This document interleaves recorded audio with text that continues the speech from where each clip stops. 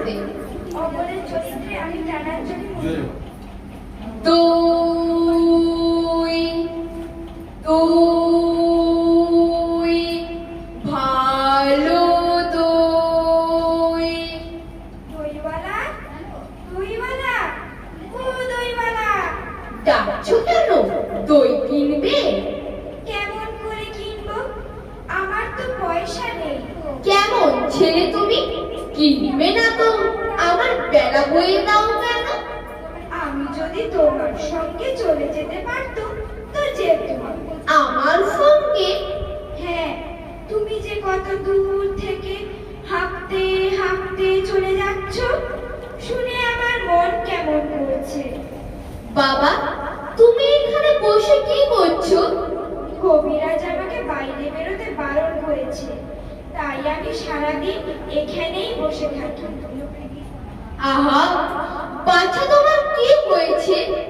আমি জানি নে, আমি তো কিচ্ছু করিনি, তাই আমি জানি নে আমার কি হয়েছে। দইওয়ালা, তুমি কোথা থেকে আসছো? আমাদের গ্রাম থেকে আসছি। তোমাদের গ্রাম? অনেক দূরে তোমাদের গ্রাম? আমাদের গ্রাম সে পাঁচমুড়া পাহাড়ের তলায়, শ্যামলী নদীর ধারে। পাঁচমুড়া পাহাড়, শ্যামলী নদী, কি জানি, হয়তো তোমাদের গ্রাম দেখেছি, কবে সে আমার মনে পড়ে না। তুমি দেখেছো? পাহাড় তলায় কোনোদিন গিয়েছিলে নাকি?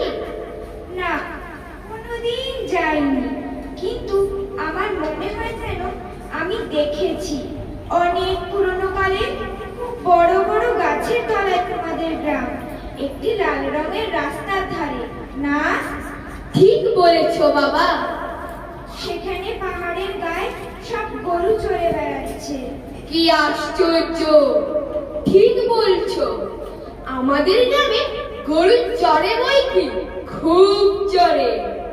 মেয়েরা সব নদী থেকে জল তুলে মাথায় কলসি করে নিয়ে যায়, তাদের লাল শাড়ি পরা।